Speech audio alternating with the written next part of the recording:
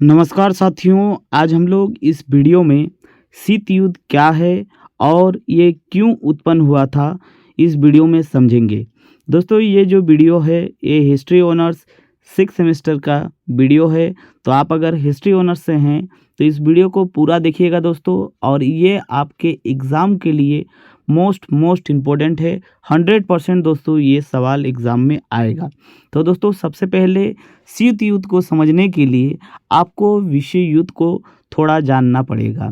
दोस्तों, second world war 1939 से लेकर के 1945 के बीच हुआ था, जिसमें दोस्तों 2 गुटों में ये युद्ध हुआ था।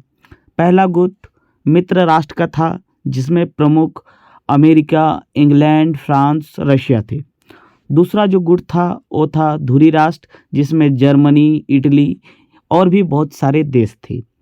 दोस्तों, सेकेंड वर्ल्ड वॉर यानी द्वितीय विश्व युद्ध में जो मित्र राष्ट्र थे वो जीत जाते हैं, और जो परमाणु बम हमला किए थे जापान पर, उससे जापान का कमर टूट जाता है, और जापान ही अंतिम देश था जो सेकेंड वर्ल्ड वॉर में लड़ रहा था। ठीक है, तो दोस्तों जैसे ही परमाणु बम गिर गया तो पूरे जापान पूरा डर गया और आत्मसमर्पण कर दिया, और ये युद्ध समाप्त हो जाता है।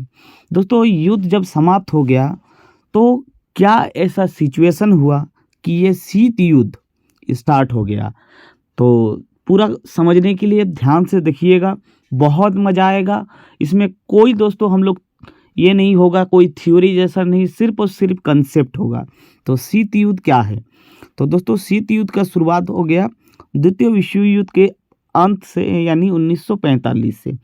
दोस्तों, द्वितीय विश्व युद्ध में अमेरिका ने जापान पे बम गिराया था, यानी अमेरिका उस टाइम परमाणु हथियारों से लैस था और सबसे शक्तिशाली देश के रूप में वो प्रकट हुए थे। ठीक है, उसके साथ ही उसके पैरेलल में ही एक और देश थे जो रशिया थे, वो भी बहुत शक्तिशाली थे, और आप सभी जानते हैं कि रशिया सबसे बड़ा देश है। ठीक है, उसका सैनिक बहुत ही अच्छा था, बहुत ही ज़्यादा मात्रा में सैनिक था। ठीक है, तो जो अमेरिका था वो अपने आप को बहुत ही ज़्यादा शक्तिशाली मानते थे।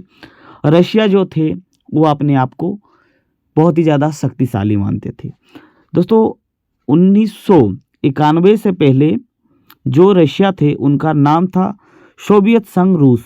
ठीक है, और 1991 के बाद उसका नाम रह गया रूस।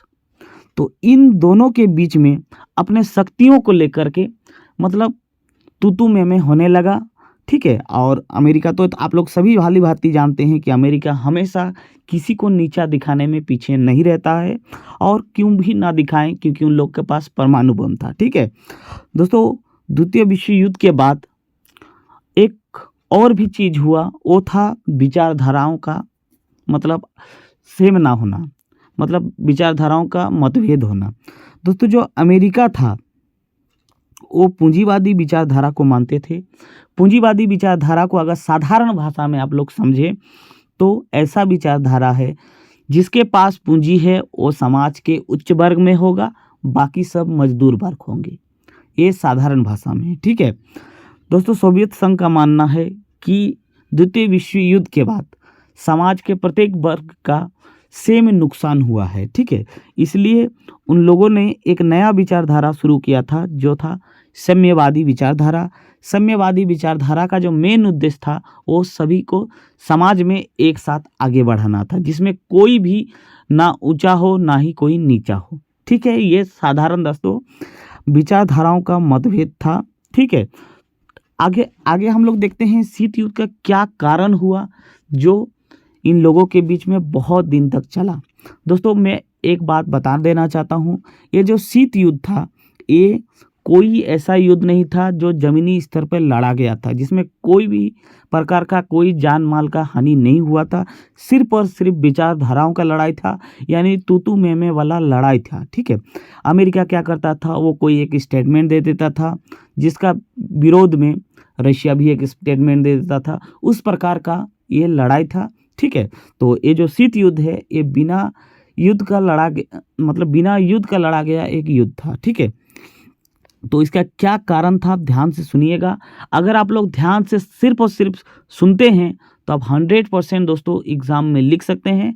और दोस्तों ये गारंटी है कि 100% गारंटी है कि ये सवाल एग्ज़ाम में आएगा और इसी वीडियो में आपका कंसेप्ट भी क्लियर हो जाएगा। तो क्या है कारण? पूंजीवादी और साम्यवादी विचारधारा का प्रसार। तो दोस्तों सबसे बड़ा जो मेन रीजन था, कारण था शीत युद्ध का, वो था विचारधाराओं का अलग अलग प्रसार करना, उन लोगों में मतभेद। ठीक है, नेक्स्ट था सोवियत संघ द्वारा याल्टा समझौता का पालन न करना।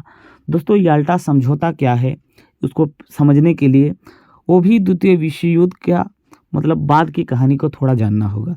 दोस्तों याल्टा समझौता में स्पेशली 3 राष्ट्रों ने एक सम्मेलन बुलाया। ठीक है, जिसमें अमेरिका, इंग्लैंड और जर्मनी था, सॉरी दोस्तों रशिया था। ठीक है, ये तीनों देश ने एक समझौता किया कि इसके बाद यानी द्वितीय विश्व युद्ध के बाद कोई खून खराबा नहीं करेंगे।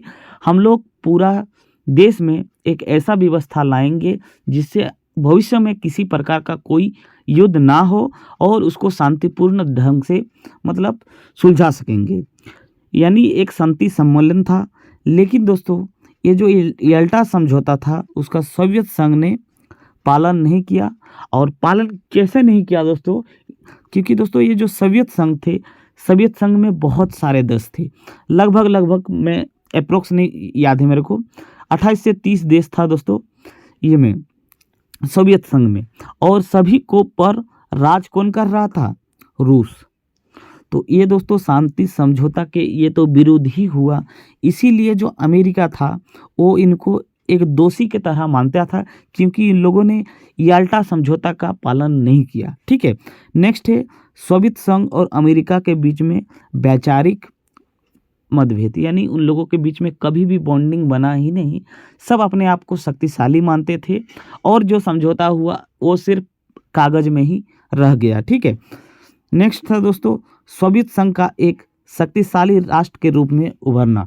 दोस्तों ये इसको समझने के लिए आप लोग थोड़ा समझिएगा। ठीक है दोस्तों, सोवियत संघ उस टाइम में एक अच्छा खासा शक्तिशाली देश हुआ था। ठीक है, मतलब द्वितीय विश्व युद्ध के बाद में इसमें कोई डाउट नहीं कि अमेरिका सबसे ज़्यादा शक्तिशाली था, क्योंकि उन लोगों के पास परमाणु बम था।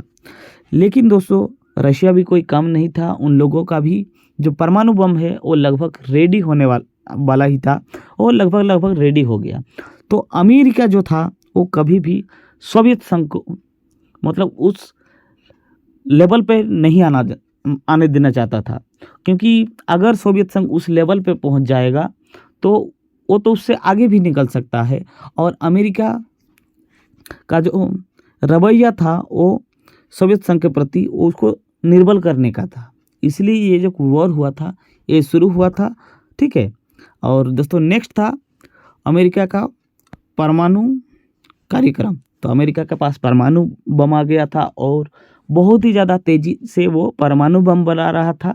तो ये भी एक कारण था, क्योंकि जो सोवियत संघ था उनको कहीं ना कहीं ये भी डाउट था कि अगर अमेरिका जापान पे बम गिरा सकता है तो किसी और देश के ऊपर भी बम गिरा सकता है, इसीलिए उन्होंने भी परमाणु कार्यक्रम शुरू कर दिया। और ये दोनों के पास जब परमाणु बम हो गया तो अमेरिका ने मतलब ये करना शुरू कर दिया था। ठीक है, उन लोगों का विचार ही मेल नहीं खाया। नेक्स्ट था सोवियत संघ द्वारा वीटो पावर का बार बार प्रयोग किया जाना। दोस्तों ये वीटो पावर क्या है आप लोग समझिएगा। दोस्तों 24 अक्टूबर 1945 को संयुक्त राष्ट्र संघ की स्थापना हुआ। ठीक है, जिसमें 5 देश को स्थायी मेंबर बनाया गया, यानी आप लोग साधारण भाषा में अगर समझेंगे तो उन लोगों को मालिक बनाया गया। ठीक है, यानी इस संघ का मेन मालिक 5 देश को बनाया गया, जिसमें रशिया, अमेरिका, इंग्लैंड, फ्रांस और चीन है।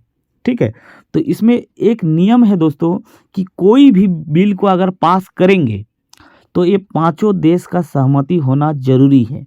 ठीक है, और अगर कोई भी देश इसमें मतलब एग्री नहीं करता है तो वो जो एग्री वाला बात है, एग्री अगर नहीं करता है तो वो जो बिल है वो पास नहीं होगा।